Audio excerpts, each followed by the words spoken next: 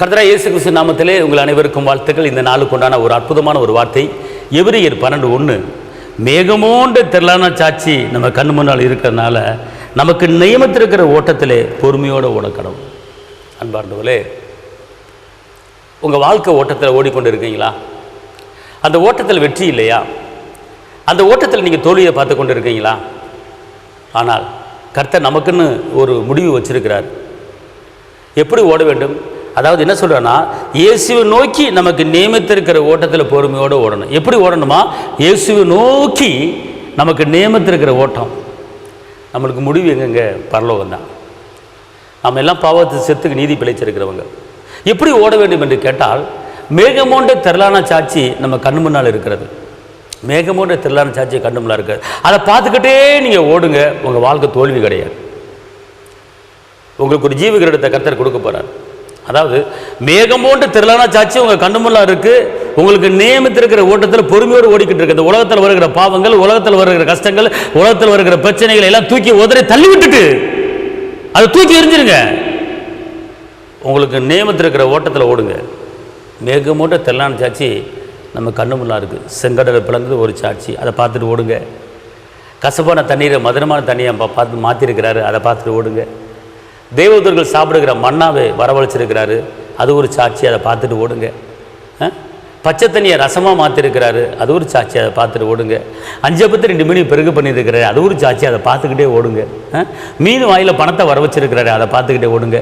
கடன் அடைக்கிறதுக்கு எண்ணெய் விற்று கடன் அடைக்க உதவி செஞ்சார், அப்படிப்பட்ட அற்புதங்களை பார்த்துக்கிட்டு ஓடுங்க. எத்தனை சாட்சி, எத்தனை அற்புதம், எத்தனை அதிசயம்! மேகமோன்ற திரளான சாட்சி நம்ம கண்ணு முன்னால் இருக்கல்லவா? ஏன் கலகுறீங்க? ஆனால் நீங்கள் ஓடும்போது துக்கத்தை பார்த்துக்கிட்டு ஓடாதீங்க, வேதனை பார்த்துட்டு ஓடாதீங்க, கஷ்டத்தை பார்த்துட்டு ஓடாதீங்க. நீங்கள் ஓடும்போது திரளான சாட்சி உங்கள் கண்ணு முன்னால் இருக்கிறது. வேதத்தில் எத்தனை அற்புதங்கள் இருக்கிறது, வேதத்தில் எத்தனை அதிசயம் இருக்கிறது, யோசனை பண்ணி பாருங்கள். செங்கடலில் பிளந்திருக்கிற ஒரு அதிசயத்தை தியானம் பண்ணுறதுக்கு ஒரு நாள் பத்தாது. கசப்பான தண்ணீரை மதுரமாக மாற்றின ஒரு அதிசயம் இருக்குது, அதை தியானம் பண்ணாலும் ஒரு நாள் பத்தாது. தேவதூதர்கள் சாப்பிடுகிற பரலோகத்தின் உணவு இந்த பூமிக்கு வந்து இஸ்ரவேல் மக்கள் கொடுத்தாரு, அது எவ்வளோ பெரிய அதிசயம்! காடையில் குவிய செய்து தேவ பிள்ளைகளுக்கு இறைச்சி உணவு கொடுத்தாரு, அது எவ்வளோ பெரிய அதிசயம்! கொஞ்சம் கற்பனை பண்ணி பாருங்க. இஸ்ரவேல் மக்கள் வனாந்தரத்தில் நடந்தாங்க. கிட்டத்தட்ட 10 லட்சம் மக்கள் நடந்தாங்க. அத்தனை மக்களுக்கும் மட்டன் உணவு போடணும் முடியுமாங்க?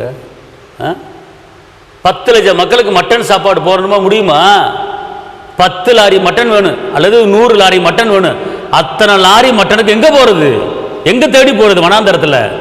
ஆனால் பாருங்க, என் தேவன் மட்டனை காடையில் வந்து அந்த இடத்துல மலை போல குவிய வச்சாருங்க. அதாங்க நம்ம அப்பா ஏசப்பா தேவன். காடைகளை தேடி போக வேண்டியதில்லை, காடை அவங்க இருக்கிற இடத்துல வந்து விழுந்துச்சு.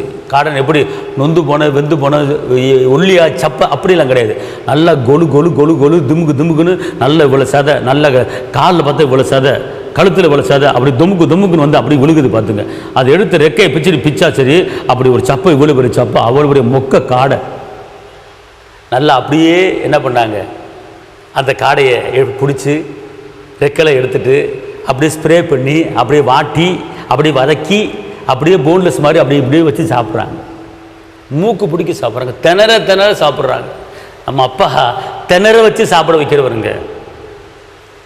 இதெல்லாம் கொஞ்சம் கற்பனை பண்ணி பார்க்க முடியாதுங்க. இவ்வளோ பெரிய அதிசயம் பண்ணவர் நம்ம குடும்பத்தில் ஒரு சின்ன காரியம் பண்ண முடியாதா? சொல்லுங்கள் பார்ப்போம். ஒரு 5 லட்சம் கடை, ஒரு 10 லட்சம் கடை, இதுக்காக நம்ம கவலைப்பட்டுக்கிட்டு இருக்கோம். கொஞ்சம் யோசனை பண்ணி பாருங்கள். விலை மதிக்க முடியாத டன்னு கணக்கில் அந்த காடைகள் வந்து வனாந்தரத்தில் விழுந்துச்சுங்க. யாராவது செய்ய முடியுமா? எந்த மனுஷன் செய்ய முடியுமா? என் தேவன் ஒருவர் தான் செய்ய முடியும். அப்படி மலை போல குமிஞ்சு கிடக்கு. எல்லா மக்களும் ஆளுக்கு ஒரு குடும்பத்துக்கு 10 காடையை தூக்குறாங்க, தூக்கி அப்படி வாட்டுறாங்க, வாட்டி அடித்து சாப்பிட்றாங்க, குழம்பு வச்சு சாப்பிட்றாங்க, ஸ்ப்ரே பண்ணி சாப்பிட்றாங்க, மூக்கு பிடிக்க சாப்பிட்றாங்க. கேட்டது இறைச்சி உணவு கேட்டாங்க, கொண்டு வந்து கொடுத்தாரு. கவலைப்படாதீர்கள். இதான் மேகமோன்ற. உங்கள் வீட்டில் கவலைப்பட்டுக்கிட்டு இருக்காதீங்க. ஒவ்வொரு சாட்சியாக சொல்லுங்கள். செங்கடலில் பிளந்தவரே எனக்கு ஒரு அற்புதம் செய்யுங்க. காடைகளை விளைவிச்சு அற்புதம் செய்தவர் எனக்கு ஒரு அற்புதம் செய்யுங்க. கசப்பான தண்ணீரை மதுரம் மாற்றி அற்புதம் செய்யுங்க, எனக்கு ஒரு அற்புதம் செய்யுங்க.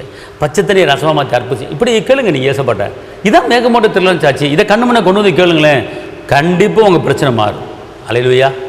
அதனால் கர்த்தர் பெரிய கரை செய்வார். உங்களுக்கு நான் ஜெபிக்கிறேன், தைரியமாக இருங்க. தகப்பனே இயேசப்பாவை நன்றியோடு துதிக்கிறேன், ஸ்தோத்திரிக்கிறேன். இந்த வேலையிலே இந்த நேரத்தில் நம்முடைய பிள்ளைகள் ஆண்டவரை வாழ்ந்திருக்கும்படி, உயர்ந்திருக்கும்படி, செழித்திருக்கும்படி கிருபை தாங்க தகப்பனே. வேகமூண்டு திரளான சாட்சி கண்ணு முன்னால் இருக்கிறது. அதை பார்த்துட்டு உலகத்தில் வருகிற எல்லா பாவங்களையும் நெருக்களையும் தூக்கி உதறி தள்ளிட்டு நியமித்திருக்கிற ஓட்டத்தில் பொறுமையோடு ஓட கிருபித்தாங்க. இது எப்படி 12:1 முடிய பிள்ளைகள் நடத்துங்க, காத்துக்கொள்ளுங்க. இயேசுவின் நாமத்தில் பிதாவே, ஆமென். ஹல்லேலூயா.